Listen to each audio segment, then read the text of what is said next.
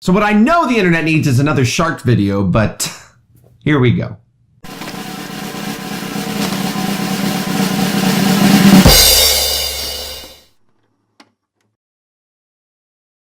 Shark movies. Not a great track record. Since Jaws and its unfortunate sequels,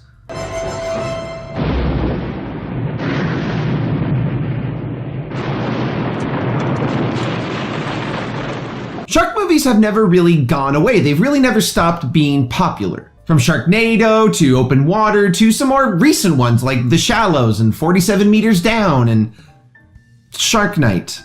And don't forget the much underappreciated Shark Attack series.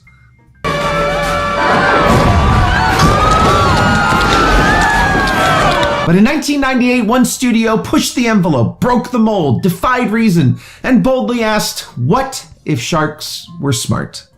So with the Meg opening wide recently, I thought it would be appropriate to take a look back at another forgettable shark thriller, and that is of course the best shark movie of the 1990s, Deep Blue Sea.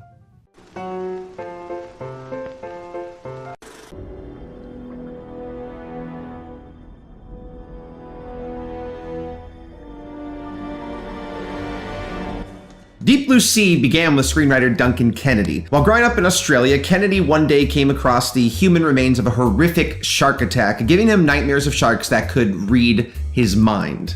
Kennedy wrote a spec script and sold it to Warner Bros. Like most spec scripts, it was churned through the Hollywood writer's machine, and what was regurgitated out the other side was a military-heavy super shark versus human action extravaganza.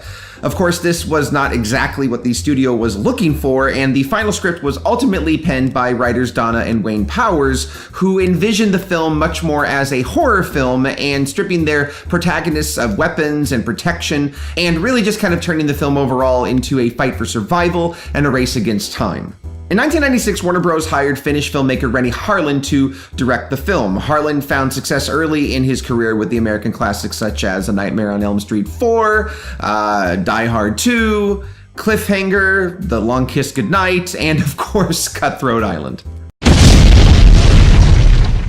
But Harlin hadn't demonstrated a real hit in a few years, and his career seemed to be riding on the film's financial success. Harlin really sought to revive the blockbuster horror genre sparked by 1973's The Exorcist and aim for a more serious tone with less winks to the audience, which had become popular in recent shark cinema. Principal photography began in August 1998, with the majority of the film being shot at Fox Baja Studios in Mexico. The crew used the large water tanks left over from James Cameron's Titanic shoot 2 years earlier to construct their sets over, and of course the remaining sets being constructed on sound stages. Some of these sets constructed over the tank, by the way, were actually designed to be submergible, live submergible sets. So a lot of the actual flooding you see in the film isn't even miniatures and is totally practical. The film combined real sharks, state-of-the-art animatronics, and computer effects to create their super shark antagonists, with Harlin hoping to create a seamless effect.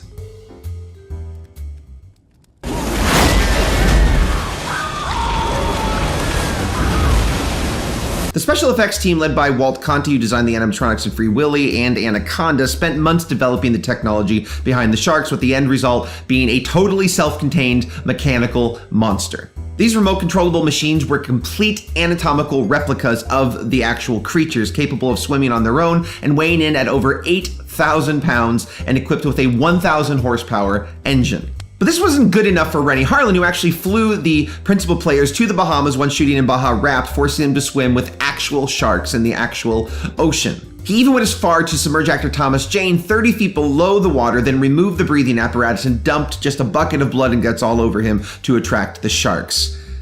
Yeah.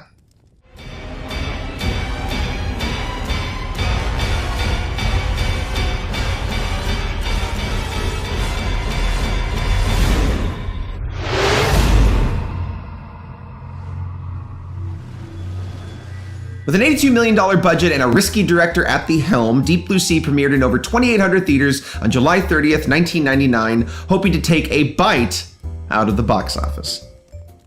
Okay, that's the last pun, I promise. The film tells the story of a team of scientists stationed at a giant underwater facility conducting cutting-edge research in order to reactivate dormant brain cells like those you typically find in individuals with Alzheimer's disease. However, as a result, their test subjects, mako sharks, of course, become more intelligent. perhaps more intelligent than they even want to admit. One of these sharks escapes the facility and nearly devours a group of boating friends. Corporate executive Russell Franklin is sent to smooth things over and ensure his financial backers' money remains well invested. At the facility, Russell meets the seasonal crew, including shark wrangler Carter Blake, who isn't ashamed of his criminal past and cares even less for rich suits. Dr. Susan McAllister and Jim Whitlock, the scientists leading the research, hope to demonstrate the strength of their experiments by removing a protein complex from their biggest shark for testing. However, while waiting for the sample to process, the sedated shark gains consciousness and bites off Dr. Whitlock's arm, forcing the tower to radio in a rescue helicopter, all in the shadow of an impending violent storm.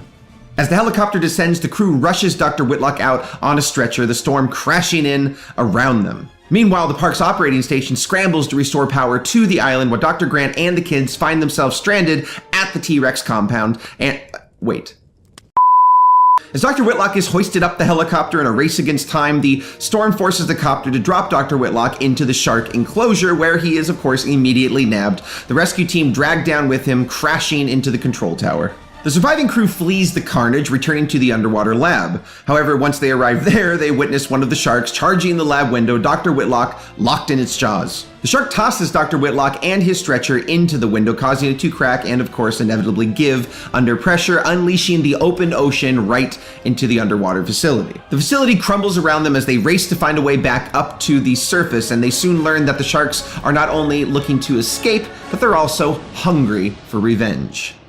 So let's just get this out of the way up front. The film has some problems. Mainly that it is, oddly at times, very unintentionally funny. Stellan Skarsgård's Dr. Whitlock is subjected to so much torment that it is comical. First, his arm's bitten off by a shark, then he's airlifted in a violent storm which forces him into the shark pen, where he is instantly grabbed by a shark and then is dragged under the water for several minutes by that shark until he is used like a brick and just thrown through the lab window. And who knows how long he survived beyond that, especially with the breathing apparatus. I mean, Stellan Skarsgård essentially just plays a prop for like half his screen time. And despite utilizing innovative animatronic technology and footage of actual sharks, the movie does suffer heavily from pretty dodgy CGI. One shot in particular, which I've already used in this video, stands out among the rest simply because it just looks so shit.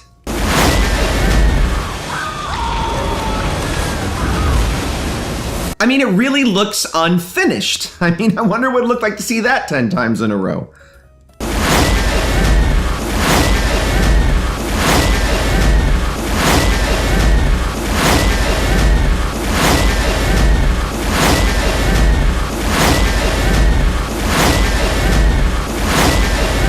And also the sharks, like, roar.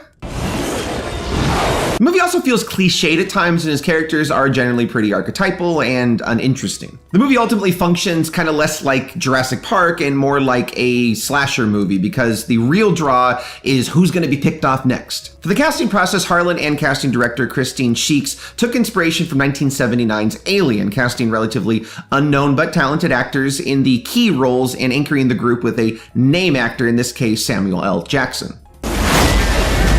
Jackson was originally offered the role of Preach, later adopted by LL Cool J, but his agents didn't like the idea of him being in the kitchen as a chef, so the filmmakers actually wrote in the character of Russell Franklin just to have Sam Jackson in their movie. Harlan forced the studio actually to cast rapper LL Cool J as Preach, wanting to bring some kind of warmth and comic relief to the film. The character was originally supposed to die early on, but the artist proved to be so good in the role that they decided to continue the character through to the end of the film. LL Cool J also created 2 mildly successful singles for the film's official album, even though one of them made no sense whatsoever.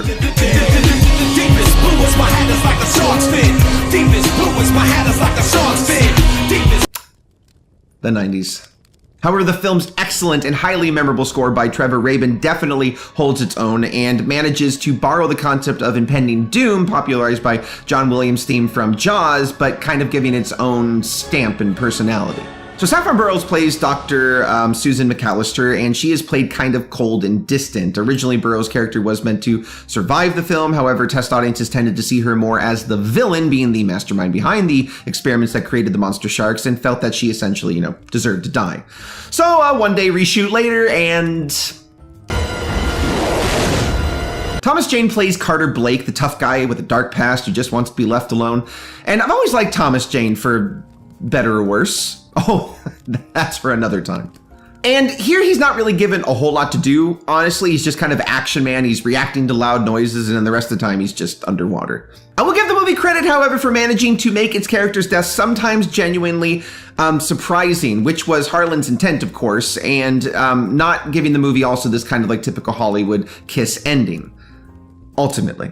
Although the film opened in the massive wake of the Blair Witch Project phenomenon in the late 1990s, it managed to take the number 3rd spot at the weekend box office with the $19 million gross, just behind the Julia Roberts vehicle Runaway Bride and Blair Witch. Harlan would later recount that filming Deep Blue Sea was the most difficult shoot of his career, with most days consisting of standing in or being submerged in water for long periods of time. The film went on to gross a respectable $164 million worldwide, but ultimately struggled due to strong box office competition and mixed reviews, with most critics considering the film to be fun but stupid. Well, the perfect video store. Welcome to Blockbuster Video. However, the film found new life in the home entertainment market and has since gone on to be considered by many to be one of the best shark movies of all time, perhaps even second to Jaws. However, I dispute this. Of course, The Reef is the second best shark movie to Jaws, but that's also for another time. So go ahead and give me your thoughts about Deep Blue Sea. Where did you first see the film? Are you a fan of the movie? Where do you think it ranks in the shark subgenre? And have you seen the sequel? And as always, guys, thank you so much for watching. If you like this video, feel free to click like below. And if you want to see more videos just like this one, go ahead and click subscribe.